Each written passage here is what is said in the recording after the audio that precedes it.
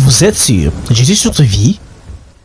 Si tu ne te fais pas respecter, le mariage ne te respectera pas. C'est comme ça que depuis toi, tu es marié. Ça fait combien d'années? Mais ton mari t'humilie jusqu'à aujourd'hui. Oh non, maman, il ne me respecte pas. Mais c'est parce qu'avant, tu ne t'es pas fait respecter. Tu étais dans les écartements des jambes au lieu de chercher le travail. Tu étais dans les écartements des jambes en croyant, je vais choquer, il faut prendre ça comme ça, je pense qu'il n'y a pas d'enfant ici. Tu étais dans les écartements des jambes et tu pensais que ce sont les bassins qui donnent le mariage. Mais tu t'es fait ridiculiser. Tu t'es fait humilier. Tu n'as pas besoin d'un sponsor pour mettre un make-up. Si tu veux mettre le make-up, travaille pour acheter le make-up. Dans la vie, dans la vie, il faut apprendre à chercher ce que tu veux faire. Je l'ai dit au premier module. Tu ne peux pas être là en train de dire, j'attends qu'un homme vienne me délivrer de la pauvreté. La pauvreté de votre famille, c'est un homme qui doit venir vous délivrer de ça. Vous avez entendu? Ils ont dit vraiment. Sony, hein? Sony.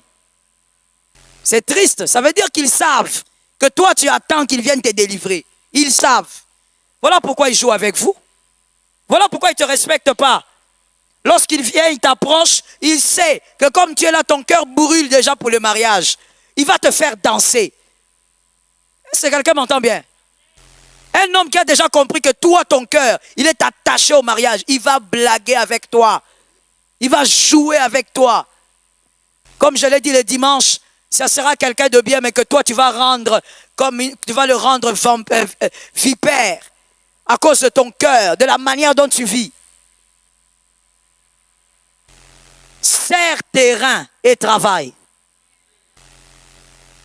Sois capable d'avoir ta chose que tu fais. Tu te lèves le matin, tu prends ton activité, tu pries dessus et tu commences à y travailler. Dieu ne bénit pas le néant. Est-ce que quelqu'un m'entend? Une femme paresseuse dans le mariage a commencé avant. Tu étais d'abord paresseuse avant. Le mariage, tu es venu seulement continuer la paresse. Et il y a vraiment des femmes paresseuses. Hein? Vraiment, vraiment. Avant que je ne sois pasteur, je ne savais pas que ça existait. Je me permets de te le dire. Je ne savais pas. Mais ça existe. Ça veut dire que même à la maison, elle est paresseuse dans sa propre maison. Elle va nettoyer 3 assiettes. Elle commence à prendre des positions de quelqu'un qui ressemble à un cancréla. Elle lave 4 assiettes. Elle a déjà mal à la colonne vertébrale. Toi, tu viens de te marier. Tu n'as pas pondu un enfant. Tu as mal à la colonne vertébrale. Pourquoi? Ta vie de célibat était la vie de trop de couchage ou bien? Pourquoi tu as mal? Elle est paresseuse. Si elle doit commencer à torchonner ici, elle torchonne un peu. Et puis, quand elle torchonne, elle finit. Elle ne suit pas les meubles. Directement, elle va s'étaler. J'ai beaucoup travaillé. J'ai vu des femmes paresseuses dans mon ministère. En traitant avec les femmes, j'en ai vu. Tu te demandes, mais comment quelqu'un peut être comme ça? Et quand tu rentres dans les origines, tu comprends. La Bible a raison. Enseigne à l'enfant. C'est quand elle était petite, c'est quand il était petit, on ne lui a rien enseigné. Quand on lui disait, va faire ceci, les gens se plaignent. Ou bien quand elle se plaint elle-même, sa maman dit, ah, botika moana. Botikelanga. Elle grandit comme ça, sale. Une fille sale, c'est toujours dans le cadre du travail. Quand on aime le travail, on est propre. Donne un amen, normal. Donne-moi 3 amens. Dans ce cadre-là, vous aussi donnez des amens. La saleté loge même là-bas. Quand on n'a pas grandi dans le sens du travail, on aime la saleté, on est sale. Et il y a aussi une autre dimension. Peut-être que maman t'envoyait, peut-être que maman te montrait, peut-être que papa te montrait. Mais seulement quand tu fais avec négligence, on te laisse. Tu as mal fait, mais on fait quoi? Abotika eka raza mwana muke aza na 5 ans. Aidez-moi, que cette dame s'assied bien.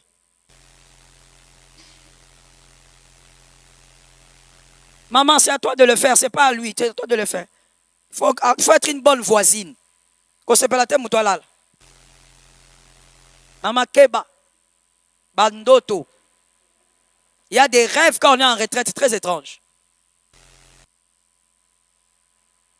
L'enfant va faire les choses avec négligence. L'enfant a 7 ans, 8 ans. Tu dis à l'enfant, va faire ton lit. L'enfant part là-bas, il saute, il joue, il tourne. Tu viens, oh, tu n'as pas fait ton lit. Descends, je vais faire. Merci beaucoup. Il va ressembler à l'un d'entre eux. Merci. C'est là que tu auras un mari qui ne sait même pas comment prendre une tasse et rincer la tasse.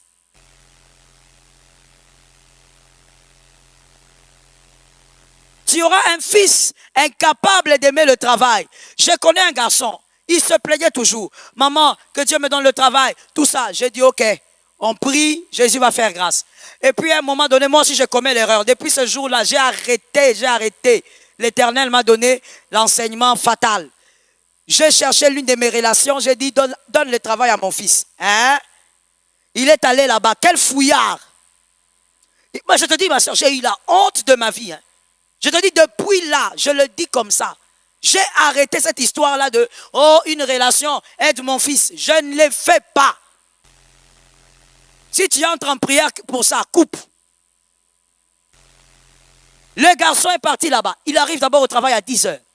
Quand on lui pose des questions, c'est toujours des raisons. Les embouteillages, je ne pouvais pas. Il y a ceci, il y a cela. Tellement d'absence. On l'a chassé. Il est rentré à la case du départ. Mais ça a commencé quand? Pendant l'enfance. Tu demandes à l'enfant de faire un travail, l'enfant néglige, tu le chasses. Toi, la maman, tu prends ton corps, ton âme, tu commences à faire. Tu ne sais pas ce que tu es en train de créer.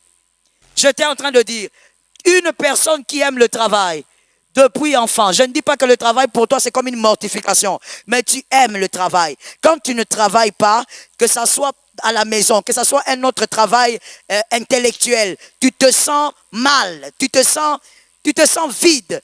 Quand quelqu'un aime le travail, c'est difficile que cette personne soit sale. Les gens qui n'aiment pas travailler, c'est les gens qui sont sales. C'est là que tu vas voir, elle va dans la salle de bain, elle se lave, pendant d'abord 1 minute, elle sort, elle a déjà fini. Elle, son frottoir, ce sont les mains. Elle finit, elle est dehors. Je choque ou je choque pas? Je choque ou je choque pas?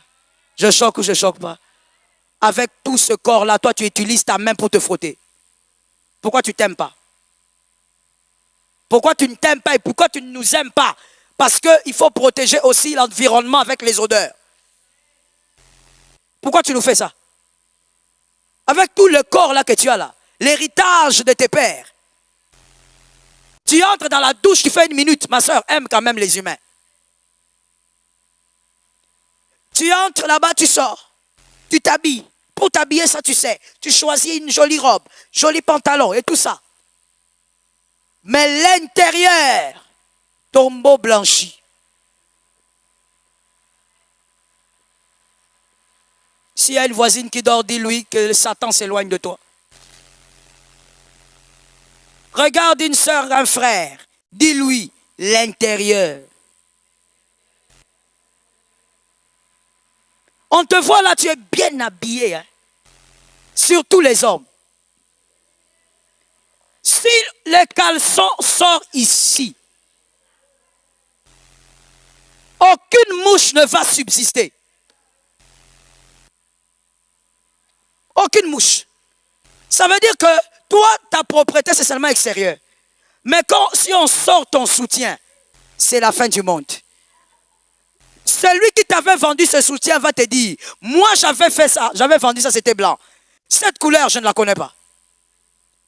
Donc toi, tu as quitté du blanc, du brun, tu as évolué, tu es allé vers le noir, tu as percé, tu es allé vers l'obscurité. Ta propriété est extérieure.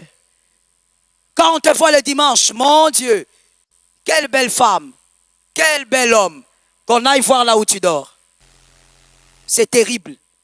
Les choses qu'on va trouver sous le lit, les choses qu'on va trouver au coin. Il y a même des filles qui prennent des bandes hygiéniques avec remplis de vos ADN. Vous déposez ça là, dans la chambre. Vous entassez les fleurs rouges. ça reste là. Tu attends de terminer. Quand tu vas terminer le cycle, maintenant tu prends tout. Tu es en train d'aller jeter ça. Tu sais, même le monde des ténèbres a pitié de t'attaquer. Hein? Ça veut dire même le sorcier regarde et dit, ah, non, c'est trop facile, on la laisse d'abord, on la laisse. Tu prends ton sang, tu exposes ça. Nous avons même été sauvés par le sang. Toi, tu ne connais pas l'impact du sang jusqu'aujourd'hui, l'âge que tu as. Tu prends ça, tu exposes, tu déposes ça là. Il y a même des femmes, oh, que Jésus nous délivre du mal. Tout ça provient de quoi? Non, je n'ai pas entendu, hein. Ça provient de quoi? Parlez à haute voix. Oh, la saleté provient de quoi? Je n'ai pas entendu. La paresse. La paresse. La saleté provient de la paresse. Il y a des femmes, tu es marié, toi tes bandes hygiéniques, c'est ton mari des fois qui vient, il soulève, il dit c'est pas possible, elle a encore laissé ça ici. Il est fatigué au fait de parler. Il ne parle plus. Donc toi tu ne sais même pas que c'est pas hygiénique. C'est pas propre que ton mari voie tes bandes hygiéniques. Non, toi tu te dis quoi? C'est mon mari, non? N'est-ce pas qu'il entre là-bas? Tu vois ton raisonnement? Qu'est-ce que ça fait? N'est-ce pas qu'il est toujours là en train d'entrer là-bas? Donc comme il entre là-bas, tu dois lui montrer ça. Tu ne sais même pas qu'il ne doit pas voir ça. C'est un manque d'hygiène. Mais tout cela provient quoi? De la paresse. Il y a certaines filles même qui se trompent en disant, moi quand je serai chez moi, c'est là que je serai bien, je serai propre. Si tu es sale chez vous, tu seras sale chez toi. Ça ne changera pas? Qu'est-ce que tu crois? Tu crois que c'est le fait d'avoir un ndakunayomoko? Tu seras sale. C'est que tu n'as pas pu faire dans la maison de tes pères. Tu ne le feras pas chez toi. Lorsque ta maman t'apprend à vivre dans la propriété, toi non. Ah maman, laisse-moi, je sors un peu. Vous savez, certaines choses même, on ne vous dit pas. Hein? Le problème, c'est que les concernés ne vous disent. Je veux que quelqu'un dise à deux personnes, on ne dit pas tout. Parle vite ma soeur, parle vite. Tu sais, même quand ta maman t'apprend, jeune soeur, elle t'apprend à être propre, elle se casse la tête. Maman, toi aussi, on ne te demande pas d'hurler, ce n'est pas en hurlant qu'on éduque. On te demande d'éduquer, pas de crier. Ce n'est pas dans les cris que l'éducation passe. Je n'ai pas entendu. Les mamans présentes et les futures, donnez un amen. Ce n'est pas en hurlant qu'on éduque. Parle, on ne crie pas. Lorsque ta maman te montre le chemin, toi non. Maman, je suis pressé, j'ai des rendez-vous. Tu vas. On t'apprend même comment être propre avec ton corps. Non, j'ai des rendez-vous. Tu t'habilles, tu te parfumes, tu sors. Alors que tu as parfumé les aisselles parce que tu as mis le savon là-bas. N'est-ce pas? N'est-ce pas? Il ne faut pas faire semblant devant moi. Hein? Tu as parfumé les coups et je ne sais pas quoi parce que tu as mis le savon là-bas. N'est-ce pas? Mais comme tu ne fais pas attention aux détails, parce que quand on t'apprend, tu ne veux pas, là où tu vas même dans le péché, là, le gars là souffre dans le péché. Seulement parce que la majorité d'hommes, je dis la majorité d'hommes, lorsqu'il s'agit du sexe, ils n'ont plus de cerveau. Il y a des exceptions, mais c'est la majorité. Lorsqu'il s'agit du sexe, ils n'ont plus de cerveau. C'est comme ça qu'il peut te promettre de vendre sa maman. Il est en train de te dire, je vendrai maman et puis je te donnerai l'argent. Pourquoi? Il n'a plus la tête. Même dans le péché, le gars là est en train de souffrir avec les odeurs. Et toi là, tu crois que tu fais des exploits. Tu es en train de faire des positions bizarres. Pendant que tu fais des positions là, les gars souffrent avec les odeurs. Donc en dehors du péché, on ajoute encore. Oh, que Jésus délivre du mal. La paresse crée la saleté. Et la paresse provient d'où? D'un manque de culture de travail. Le travail est une culture. J'ai déjà dit ça ici. On se repose après avoir travaillé. Mais toi, tu dis, je vais siester. Tu n'as rien fait. Du matin au soir. Vous là, les hommes, tu n'as rien foutu, mais tu vas siester. C'est de la paresse. Dieu bénit le travail. La bénédiction de Dieu passe aussi deuxièmement par la discipline. Genèse 2, 19. Genèse 2, 19. Aucun homme indiscipliné ne peut aller de l'avant. Que tu sois chrétien ou pas. Aucune personne indisciplinée ne peut vivre des prouesses. Dieu bénit aussi la discipline. Vous verrez dans ce texte que Dieu a dit à Adam, il a amené les animaux à Adam et Adam a commencé à nommer les animaux. La discipline, l'ordre. Adam a mis de l'ordre là où il vivait. Mais qui voulait qu'il mette de l'ordre? C'est Dieu, la discipline. Tu ne peux pas te réveiller quand tu veux et espérer être une grande femme. Cet amen-là n'est pas normal. Donne un amen de quelqu'un qui doit être délivré. Tu ne peux pas dormir à n'importe quelle heure, je précise, dormir à n'importe quelle heure parce que tu fais n'importe quoi et croire que tu peux faire des grandes choses sur la terre. Non, moi je veux devenir comme tel. Est-ce que tu connais ses sacrifices? Tu connais sa discipline? N'envie pas ce que tu ne pourras pas faire. Ce que tu es en train de voir, toute admiration, regardez-moi ici, et chassez l'esprit du sommeil. Toute admiration que vous pouvez faire, retenez que c'est le résultat d'une discipline. Tout ce qui vous fascine est le résultat d'une discipline. Tu es fasciné par la nature, c'est la discipline de Dieu. Il a commencé le premier jour, il a fait ça, il a laissé. Sais-tu que Dieu pouvait tout créer en un seul jour? Oui ou non? Mais quand il crée d'abord, on dit il ordonne que les arbres soient. Et puis il laisse. Il attend le deuxième jour. Discipline ou pas? Il crée le deuxième jour. Alors qu'il sait qu'il peut tout faire. Il est discipliné. Toi, tu dors à 23 heures. Parce qu'avant ça, novelas, théâtre, TikTok, et puis des choses bizarres. Tu es, je ne sais pas dans quoi. Tu es là sur l'écran. Écoutons-nous. Écoutons-nous. De toutes les manières, même si ça passe en direct, tous les hommes qui se renseignent un peu savent ce que je veux dire. Est-ce que tu sais que la majorité, on ne va pas dire tout, la majorité des enfants, des milliardaires sur cette terre, tu sais qu'ils n'utilisent pas les téléphones? Tu sais ça? Tu me regardes comme ça, c'est pourquoi il faut te cultiver. Ils n'utilisent pas les téléphones. Pourquoi? Parce que leurs parents savent que c'est un élément de destruction pour les enfants. Même l'écran, là, la luminosité de l'écran, ça endommage le cerveau.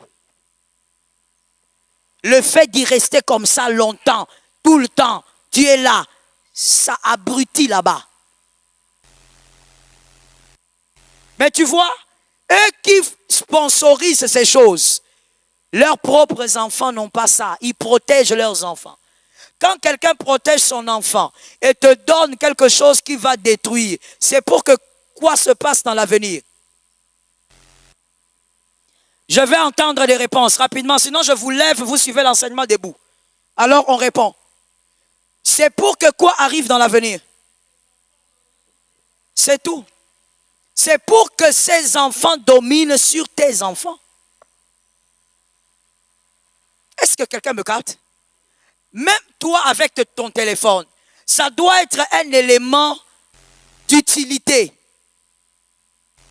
Que tes appels te donnent des résultats. Dis ça à 3 personnes.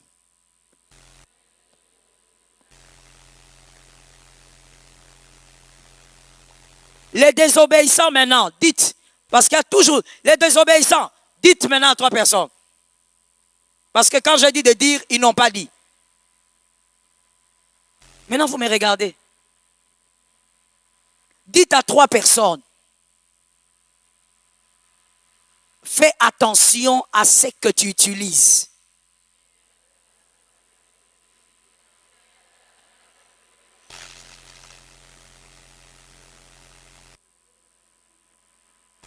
Que tes appels te donnent des résultats. Ne sois pas seulement là pour des appels inutiles depuis que tu as commencé. Copine, et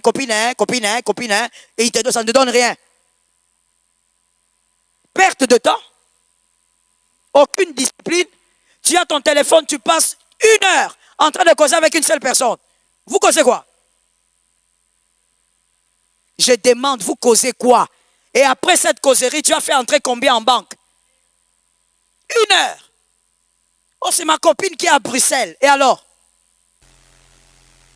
Vous parlez de quoi? Indiscipline. Tu dors, d'autres dorment tard, voire minuit, 1 heure du matin, parce qu'il avait là son carnet, en train d'écrire, en train de planifier. Voilà, ça l'a pris toute la soirée. Toi, novelas, et là tu es là. Kolingayete. Tu sais que tu es aventurière, hein? Tu sais que tu es aventurière. Tu ne sais pas que c'est quelque chose d'organisé. Et quand même quelqu'un vient, tu commences à les raconter. Tu vois Antonio, il a aimé Jutita. Donc toi, tu ne sais pas que ces gens-là sont en train de faire leur argent. Que quelqu'un dise, ils font leur argent. Lobango bien, parle bien, vas-y. Quand on va te demander ici la sémence de $200, tu manques à donner. Tu es incapable de donner une sémence de $200. Pourquoi? Parce que tu es indiscipliné. Pendant que les gens te font leur argent, toi tu es là devant la télé. Et des fois même tu pleures. Tu es là en train de pleurer. Tu ne pleures pas dans la gloire de Dieu, mais tu pleures pour des choses organisées, avec beaucoup de caméras autour, là où on dit couper, recommencer. Toi tu... Ah, ils ont divorcé. Tu parles de quoi? Tu parles de quoi? Indiscipline. Quand tu es indiscipliné, n'attends pas certains résultats. Il y a des fruits sur la terre qui sont attachés aux hommes et aux femmes disciplinés. Si tu veux vivre ces fruits, sois dans le couloir de la discipline. Est-ce que quelqu'un m'entend? Dis à 3 personnes, sois dans le couloir de la discipline.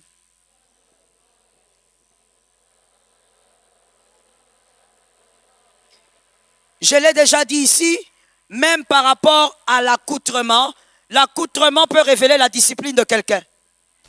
Tu vas voir quelqu'un, une fille ou même un garçon, il met son t-shirt derrière chiffonné.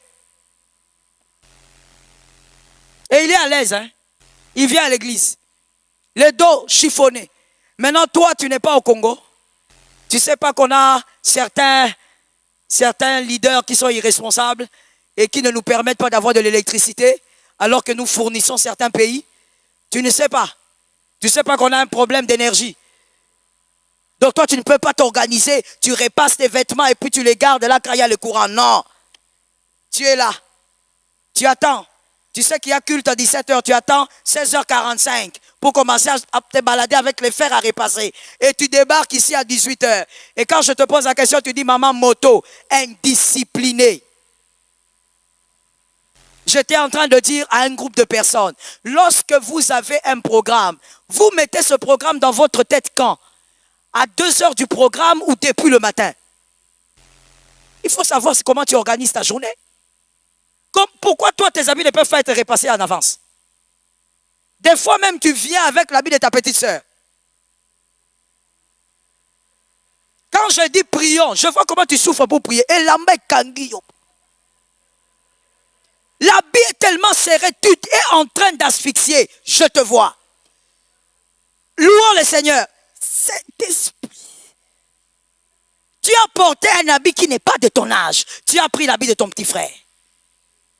l'indiscipline. Et vous verrez les mêmes personnes lever les mains. Seigneur, je suis un fils de la promesse. Un jour, ça marchera. Avec qui? Dieu marche avec les disciplinés. Est-ce que quelqu'un me capte? Troisième élément. Élément de bénédiction. La prière. Genèse 3:8. J'aime beaucoup cette écriture. Elle cache beaucoup de mystères. Genèse 3:8. La Bible dit que l'Éternel venait tous les soirs. Il venait parler au couple. Et même le jour où ils ont péché, Adonai est venu. Encore la discipline. Et là, nous voyons l'intimité qu'Adonai avait créée avec ce couple. La prière. Si dans le jardin de perfection, Dieu venait parler avec l'homme, maintenant, aujourd'hui, que nous vivons dans un monde où le diable est le prince de ce monde, toi, tu vas négliger la prière comment? Comment tu vas faire pour jouer avec la prière?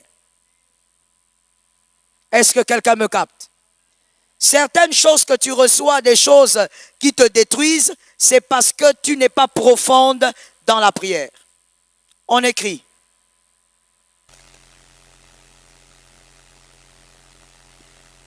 Voici les bienfaits de la prière. En réalité, ils sont innombrables, hein? Mais nous allons les citer vraiment parce qu'on doit citer quelques éléments. Mais sinon, on ne peut pas les compter. Voici les bienfaits de la prière. Petit a. La prière, c'est le point 3. Petit a. Elle vous protège. Psaume 145, 18. Psaume 145, 18. La prière vous protège. Lorsqu'on prie, on est protégé par la gloire de celui qu'on prie. La gloire de celui devant qui vous vous inclinez vous couvre. Oh, j'aime ça. Vous êtes protégé par sa présence. La prière protège. Ainsi, vous allez être délivré de certains maux sans même le savoir. La prière vous protège. Elle protège votre famille. Elle protège votre maison. Elle protège vos activités. La prière protège votre santé. Quelqu'un entend? La prière protège la santé. Tu regardes ton corps, tu dis non, je ne peux pas tomber malade. Moi, je suis couverte par la gloire de la prière. Et la prière chasse la maladie. Que Dieu te donne la victoire. J'espère qu'on a écrit le verset. Deuxième bienfait de la prière. Elle vous rend intime avec Dieu. Il n'aura pas de secret pour vous. Quand on dit qu'il n'aura pas de secret pour vous, c'est entre vous et lui. En ce qui concerne votre destinée, Dieu n'aura pas de secret pour vous. Il vous parlera. Il vous dira. Parce que vous êtes intime. Est-ce que quelqu'un m'entend bien? Parce que vous êtes... Je voudrais que quelqu'un lève la main droite et me dise, je veux répondre à cette question. Nous répétons. Lève ta main droite. Dis avec moi, je veux répondre à cette question. Ok. Maintenant, vous allez répondre. Pourquoi est-ce que les prostituées, certaines prostituées, pourquoi est-ce que certaines prostituées font des demandes à leurs clients ou même certaines amantes, elles font des demandes à leurs amants après le sexe? Pourquoi? Je commence par ce palier et puis je vais venir là-bas. Répondez et ne sois pas l'élève qui ne répond jamais, qui attend que les autres répondent. Pourquoi? Pourquoi ils font leur demande après le sexe? Répondez, madame. Je n'ai pas bien entendu, aidez-moi. Relayez, non, restez. On va relayer votre réponse. Relayez sa réponse. Elle a dit quoi? Parce que le sexe est leur marchandise. Oui, une bonne réponse. La deuxième, celle que je cherche. Allez-y. Répondez, maman. Parce que c'est un moyen de survie, c'est une bonne réponse. J'attends la troisième. Parce qu'ils ont partagé l'intimité. L'intimité a une puissance. Voilà pourquoi dans la Bible, Dieu a dit, ne fais pas ça avec tout le monde. L'intimité a une force. L'intimité a un mystère. L'intimité affaiblit. Qui a entendu? Je dis qui a entendu? Aide-moi à dire à 3 personnes, l'intimité affaiblit.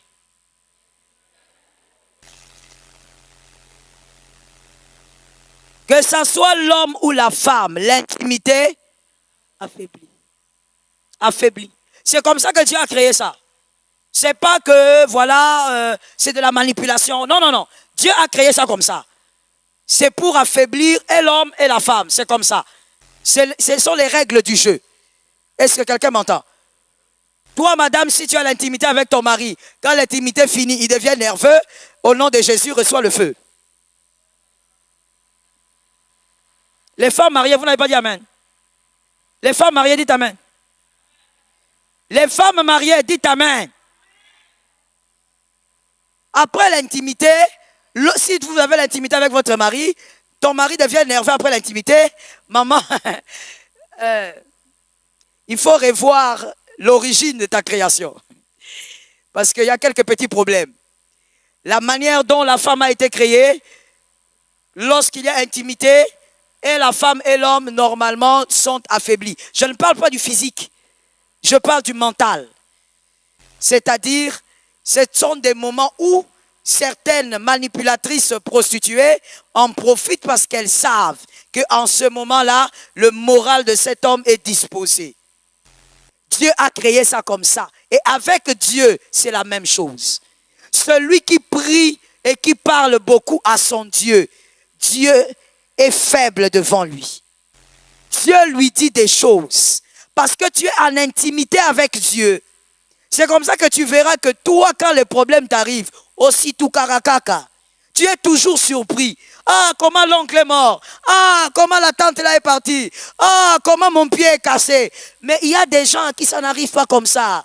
Ça veut dire que c'est même après qu'il va dire, ah, d'accord. Voilà pourquoi j'avais vu ça.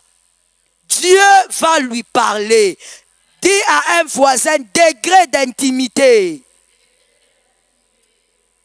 Tu as entendu ça? Le degré de l'intimité. Lorsque tu ne pries pas, tu ne passes pas du temps avec Dieu.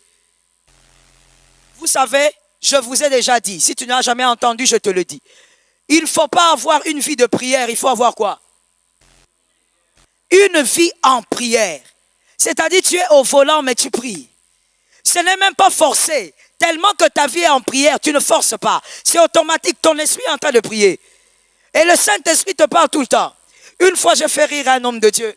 Il est venu me voir, on parlait de tout et de rien. En fait, il est venu voir mon mari. On parlait de tout et de rien. Et puis, il me dit, ah, maman, est-ce qu'on peut prier vraiment que Dieu nous parle? Je dis, mais on n'a pas besoin de fermer les yeux pour ça. On n'a pas besoin d'être concentré pour ça. Je dis, ah, maman,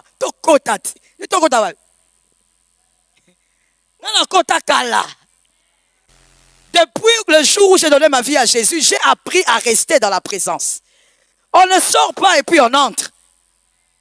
Je lui, tu sais, il a tellement ri parce que je commentais au point où on n'a même pas fait la séance de prière qu'on devait faire. Il a ri, il m'a dit à maman Joël, tu as un cas. Je dis, mais oui, je n'ai pas besoin d'être là comme ça. Alléluia, amen. Non.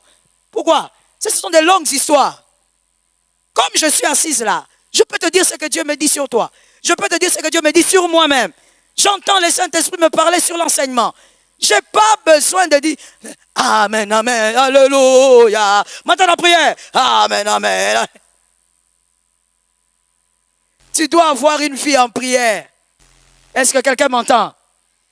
Au point où, quand tu es chez toi sur le lit, tu entends un voisin peut-être prier. Toi-même, tu sens que là, je dois m'élever aussi, ouvrir la bouche. Même si je peux prier en esprit, mais je dois ouvrir la bouche parce que tu es connecté, tu es toujours branché. Est-ce que quelqu'un m'entend? Que ton esprit ne soit pas lobat. Au point où, donc, pour une adoration, une vraie adoration. Le pasteur Marianne va commencer. Elle termine. Alléluia, alléluia. Tu n'entres toujours pas. Tu es toujours au parvis. Qu'est-ce que tu fais au parvis?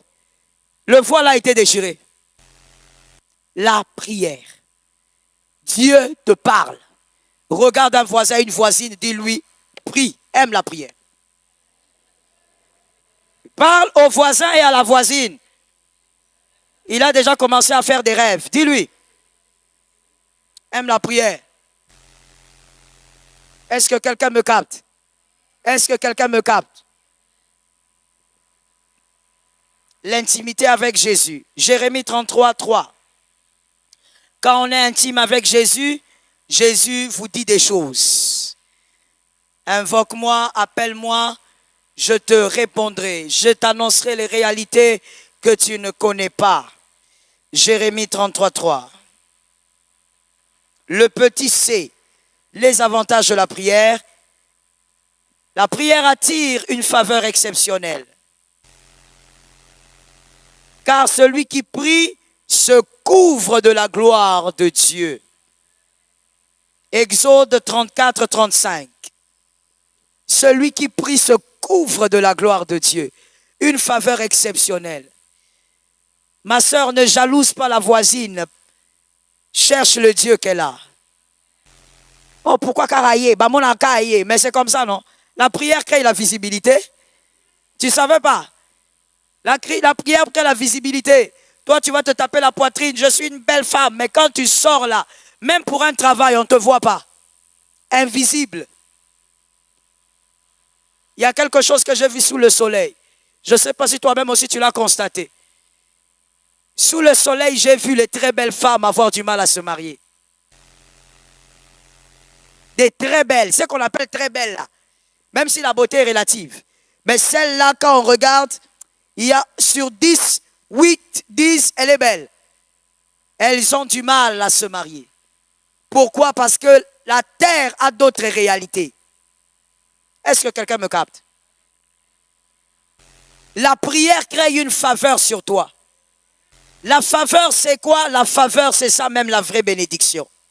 Ce qui fait que quand quelqu'un te regarde, il te dit, je vais te faire du bien. Mais à côté de toi, il y a quelqu'un, mais on ne pense pas à ce quelqu'un-là. Lorsque tu arrives quelque part, tu entres dans le cœur des hommes. Tout le monde commence à t'aimer.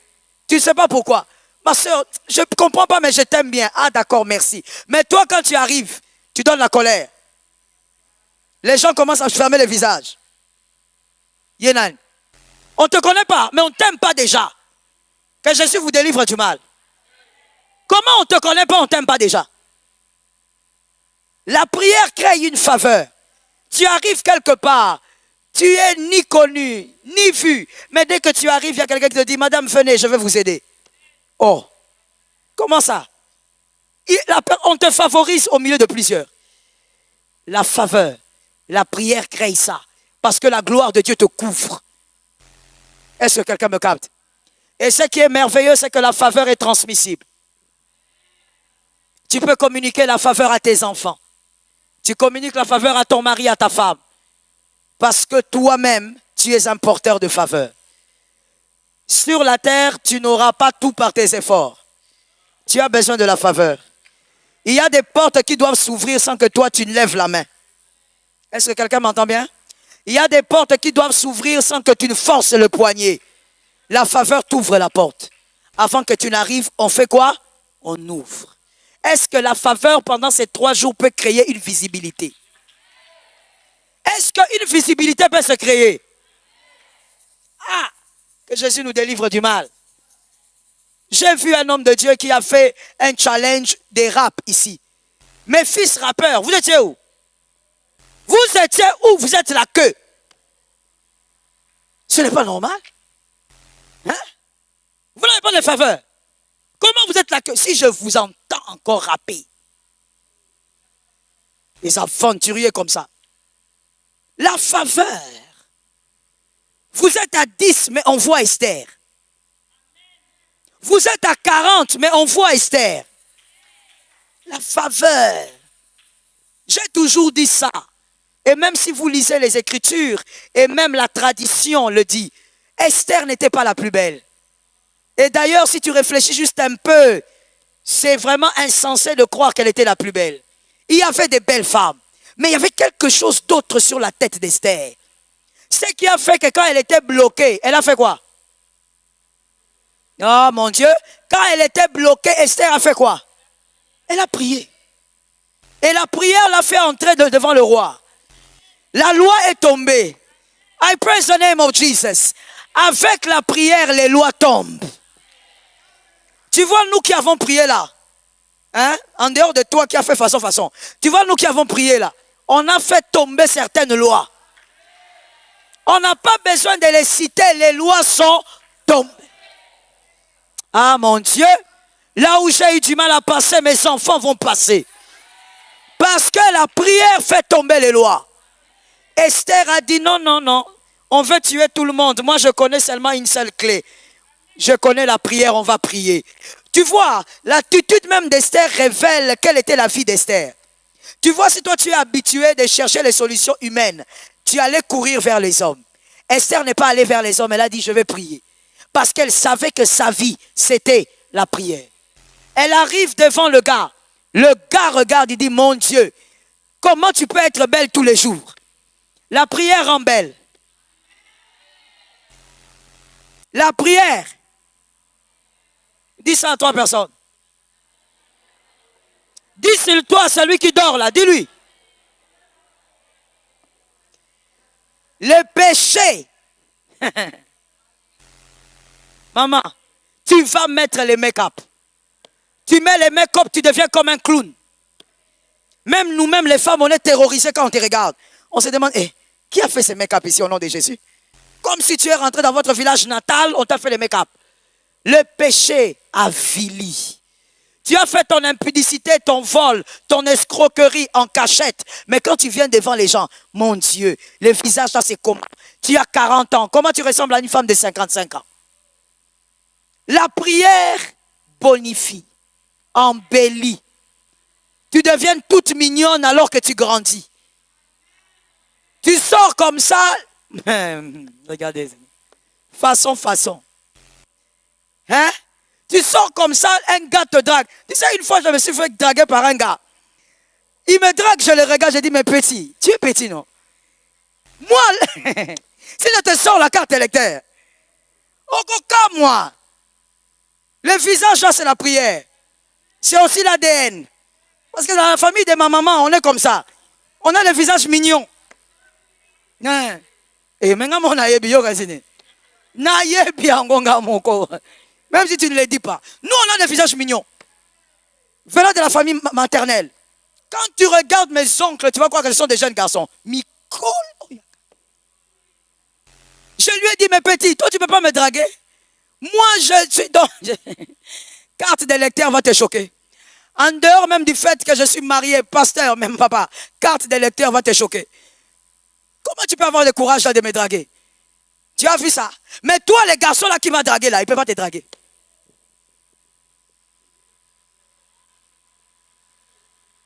Si je lui dis, drague-moi ma fille ici. À Talio, à l'obi maman. Oyo, na oyo.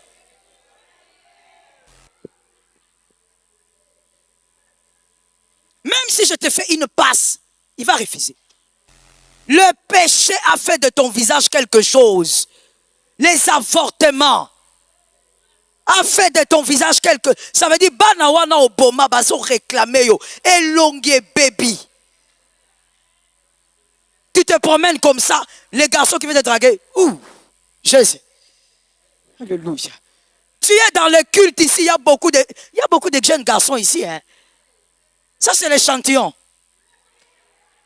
Il y a beaucoup de garçons ici le dimanche, mais toi, on ne te regarde pas. Tu es à 0 mètre avec un gars, mais le gars, il est seulement là. Alléluia.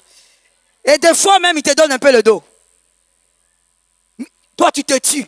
Quand on dit aux voisins, toi seulement ces voisins-là. Jésus est puissant. Qu'il te voie même, mais il ne te voit pas. Trop d'avortements, ça avilit le visage. Que Dieu te sorte du péché. Que Dieu te sorte du péché.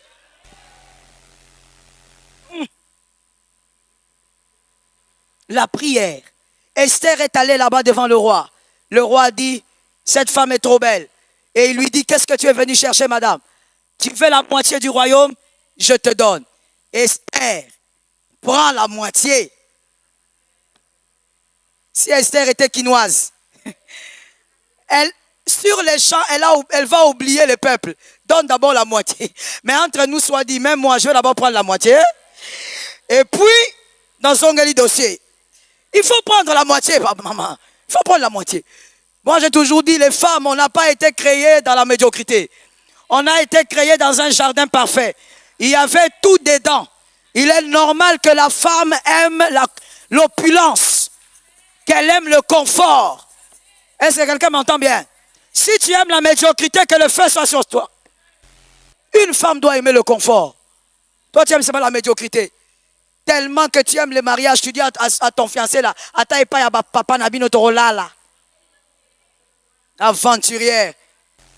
Façon, ma soeur. Une femme n'est pas comme ça. Une femme, elle ne peut pas accepter de vivre dans la médiocrité. La faiblesse n'est pas la médiocrité. Et elle doit se battre pour sortir de la faiblesse. Est-ce que quelqu'un m'entend bien? La prière crée la faveur. Avant de laisser tes enfants sortir au travail, au travail ou même à l'université, à l'école, appelle tes enfants, déclare la faveur. Que la faveur les protège. Nous sommes dans un monde mauvais. On sacrifie les enfants même dans les écoles. Les occultes envoient leurs enfants pour sacrifier les enfants des autres dans les écoles. Que tes enfants soient couverts. On a pris Exode 34, 35. L'écriture d'Exode, on a pris. Mais comment tu n'as pas pris? J'avais dit Exode 34, 35. On parle du point 4 et on va continuer demain. On a seulement 2 nuits de prière aujourd'hui et demain. Et donc, il faut maximiser que cette retraite te localise au nom de Jésus. 4e point, la loyauté envers Dieu et envers son œuvre. La loyauté envers Dieu et envers son œuvre. Comme nous sommes dans une génération d'ingrats, il est important de parler de la loyauté. 2 Timothée 3.2. 2 Timothée 3.2, c'est le type de cœur que nous avons aujourd'hui. Et dans tous les domaines de la vie, ces hommes sont là. Dans toutes les couches de la société, ces hommes sont là.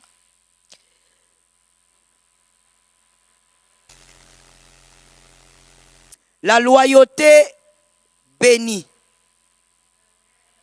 Je répète, la loyauté bénit. La loyauté bénit dans 2 mondes. Dans le monde physique et dans le monde invisible après la mort. Matthieu 24, 13. Matthieu 24, 13. La loyauté bénit dans ce monde-ci et bénit aussi après la mort. La loyauté envers Dieu et envers son œuvre. Je veux lire ça de Matthieu 24, 13. Mais celui qui persévérera jusqu'à la fin sera... Donc, il faut la loyauté jusqu'à quand?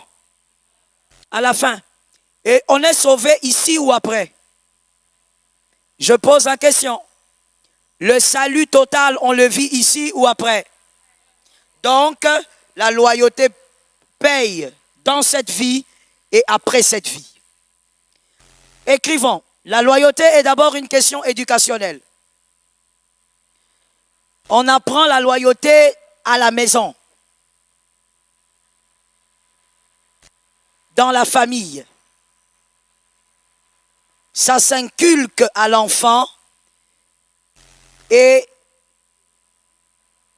le pays fait la suite par l'éducation. À l'école, le pays a permis cela. Mais la loyauté s'apprend à la maison.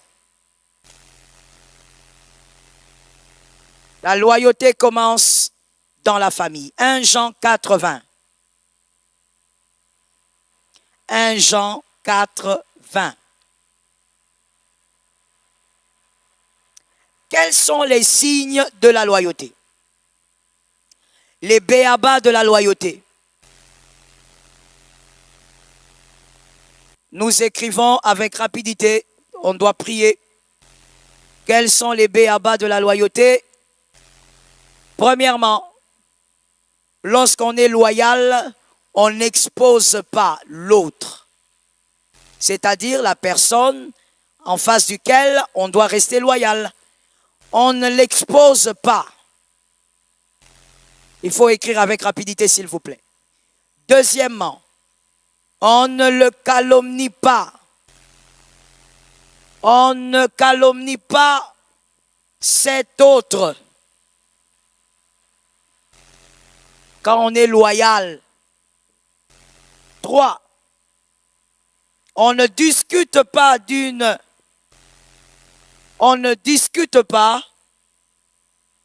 causerie close avec une tierce personne.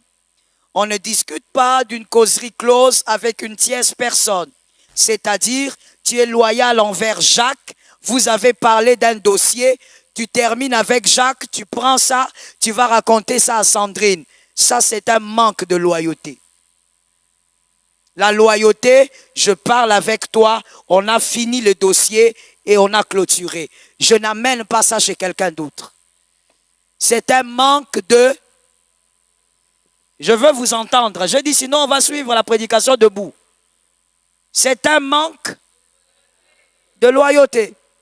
Peut-être que tu ne le savais pas. Pendant qu'on cite là, commence déjà à cocher, de dire, ok, moi je suis comme ça, il faut que je tue ça. Parce que sinon, tu ne pourras pas être béni dans certains domaines. C'est important d'être loyal. 40e point. 4. On ne manifeste pas les mécontentements en dehors du cadre approprié.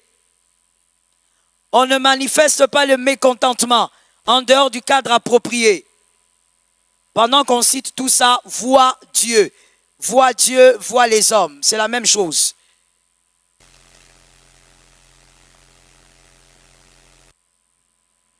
Tu as eu un problème avec Janine, vous parlez, tu te plains, quand tu as fini, ne va pas te plaindre ailleurs.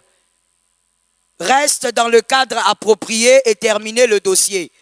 C'est un manque de loyauté. Que toi, tu as un problème avec quelqu'un, tu commences à te plaindre auprès de 25 personnes. Qu'est-ce que tu es en train de chercher? Tu as un problème de loyauté depuis ton éducation. Que Jésus t'éduque au nom de Jésus. Donne-moi un autre amen. 40e point. 5. On ne fait pas des coups bas. Quand on est loyal, on ne fait pas des coups bas. Toi, tu es avec quelqu'un, vous vivez dans une relation d'amitié, et puis tu vas derrière son dos. Tu commences à faire des coups bas. Oh, d'ailleurs, il ne mérite pas ce travail-là. Est-ce que tu sais qu'il n'a pas étudié? Oh, il ne mérite pas ce travail-là. Est-ce que tu sais qu'on l'avait chassé dans leur famille? Pourquoi tu fais des coups bas? Tu es déloyal. C'est une maladie, tu dois l'arracher de ton âme. 40e. Regarde une voisine et dis à la voisine, au voisin, sois loyal.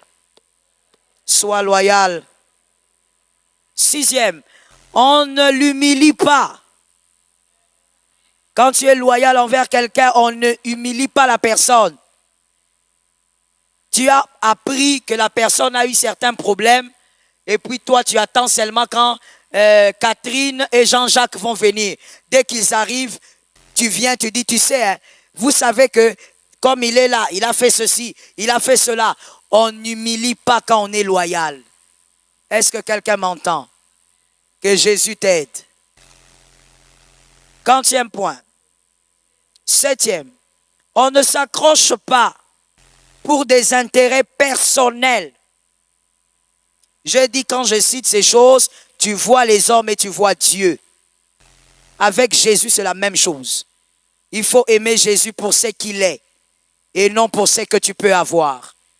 On ne s'accroche pas pour des intérêts personnels. Oh, tu es avec telle sœur parce que tu sais que en restant avec elle, tu vas commencer à aller au restaurant. Elle va commencer à payer pour toi certains bills. Tu vas commencer à aller au grand hôtel. Elle va commencer à t'amener dans sa voiture. Tu es déloyal. On ne s'accroche pas aux gens pour des intérêts personnels. Est-ce que quelqu'un m'entend bien? Il y a même des sœurs ici, vous vous accrochez aux autres parce que ces autres ont un frère et tu veux que ces frères t'épousent. Vrai ou faux? Vrai ou faux? Depuis que tu as rencontré la sœur là à l'église, tu t'attaches à elle parce qu'elle a un grand frère. Tu commences à aller chez elle tout le temps. Oh, je suis venu te voir, ma sœur, dans le Seigneur. Tu veux la visibilité près du grand frère. Les choses comme ça, le grand frère aussi ne te verra pas. Tu vas forcer, on ne te verra pas. Ma sœur, l'amour, on ne force pas. Je dis l'amour. Il y a même des sœurs ici à l'église. Je ne parle pas de l'œil de Jésus. Il y a des sœurs ici à l'église. Tu te débrouilles pour avoir le numéro du frère. Ma sœur, fais attention avec la drague. La drague, quand une femme commence, si on te refuse, ça fait mal. Je n'ai jamais expérimenté, mais j'imagine. Ah, maman, moi j'ai trop de fierté pour que je drague un gars. Heureusement que je suis marié. Mais même célibataire, ah non, je ne peux pas draguer un gars. Comment? Ah non, maman, j'ai trop de fierté pour moi-même. Ah non. Que les gars là me disent non. Ça, il faut que j'enlève ma peau, je jette ma peau et puis. Au ça, il faut que tu nous donnes la formule. Moi, j'ai toujours dit c'est l'apanage des hommes. Un homme, on peut le plaquer aujourd'hui, on le plaque demain. Il a l'énergie de draguer encore.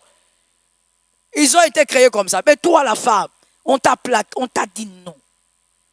Maintenant, le problème, c'est que quand la femme, elle dit non, elle peut dire au gars, non, je ne veux pas de toi parce que je ne t'aime pas, ou je ne veux pas de toi parce que tu n'es pas beau, je ne veux pas de toi parce que tu n'es pas mon genre. Souvent, quand on dit tu n'es pas mon genre, ça veut dire en fait que tu n'es pas très... Maintenant, toi, on va te dire quoi? Ah! Le gars là, il te dit, non. Dans le non là, ça veut dire, vous avez ôté. Douleur. Il y a une fille ici qui dit, maman, malgré la douleur, je persévère. Que Dieu te donne la victoire. On ne s'accroche pas pour des intérêts personnels. 40e point. 8e. Regarde une voisine, dis-lui, garde la foi et ne dors pas.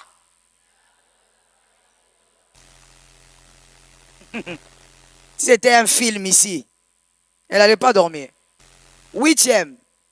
On n'attend pas la chute de l'autre. Tu es là comme ça en train de calculer. Hein, comme ils viennent le dimanche à 2 là. Bakoka, Buanakaka. Sorcière. Sorcière. Sorcier. Ils ne vont pas divorcer. Ils vont s'aimer encore. Ils vont aller de gloire en gloire. Donne un amen que Jésus te guérisse. Oh, on les attend ici. Les autres aussi avaient commencé comme ça. Eux ne sont pas les autres. Et ils ont leur foyer à eux. Maintenant, toi, l'amour te dérange pourquoi? Va chercher le tien. Toi, tu attends la chute des autres. Tu attends que le gars la dise, la femme ici me dérange. Ça n'arrivera pas. Cela n'aura pas lieu.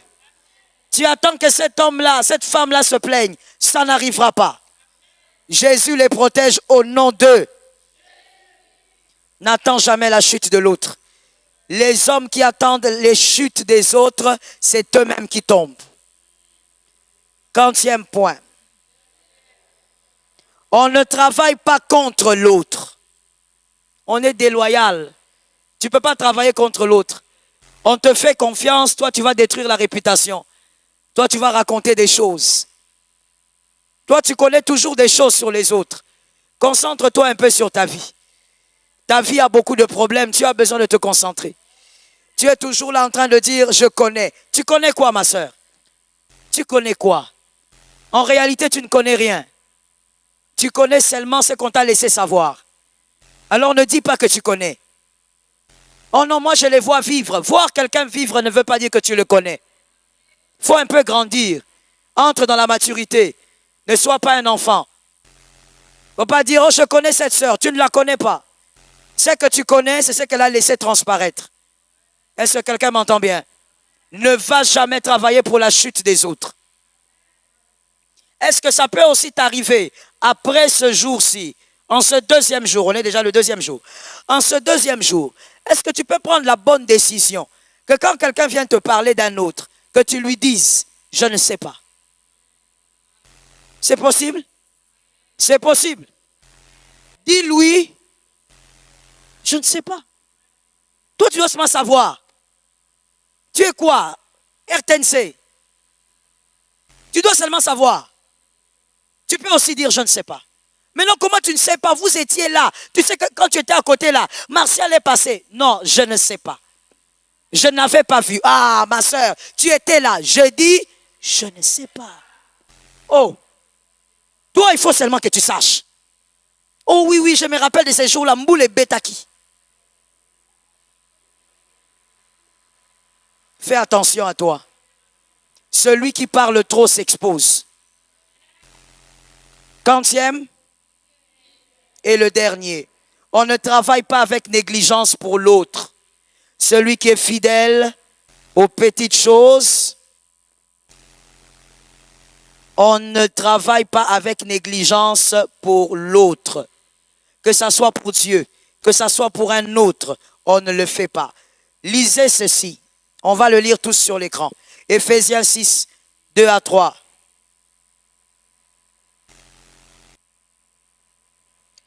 Éphésiens 6, 2 à 3. Non, celui-là, écrivez d'abord. C'est une écriture qui parle de la loyauté et qui dit ce que la loyauté fait. Lorsque tu es loyal envers les parents, Dieu prolonge ta vie. N'est-ce pas? C'est la seule bénédiction qui accorde la longévité. Mais dans cette bénédiction, il y a la loyauté. Honore, c'est-à-dire la loyauté. Dans tout ce que j'ai donné comme 10 points, regardez ces choses par rapport à Dieu et par rapport aux hommes. Vous ne pouvez pas être loyal envers un Dieu que vous ne voyez pas si vous n'êtes pas loyal envers les hommes que... J'ai entendu 2 personnes. Envers les hommes que... Tu dois être capable d'être loyal envers celui que tu vois avant de dire que tu es loyal envers celui que tu ne vois pas. Est-ce que quelqu'un m'entend? Dans ta vie, regardez-moi s'il vous plaît. Dans ta vie, veille à ce qu'il n'y ait personne quelque part dans le globe qui dise « tu m'as trahi ». Veille sur ça. Lorsqu'on est enfant, on vit légumes. Tu vis seulement comme ça, sans tenir compte de certaines réalités. Certaines réalités qui peuvent avoir de l'impact sur tes enfants. Mais quand on est mature, on veille maintenant sur les lignes de sa vie. Toi-même, tu te mets, tu dis, est-ce que tel que je suis là, depuis l'âge de la conscience, est-ce qu'il y a quelqu'un à qui je fais du mal consciemment, qui dans son cœur pleure jusqu'aujourd'hui et il dit, cette femme m'a trahi, cet homme m'a trahi. Est-ce qu'il existe? S'il existe, il faut prier contre ça. Vous êtes sur Jésus sur ta vie?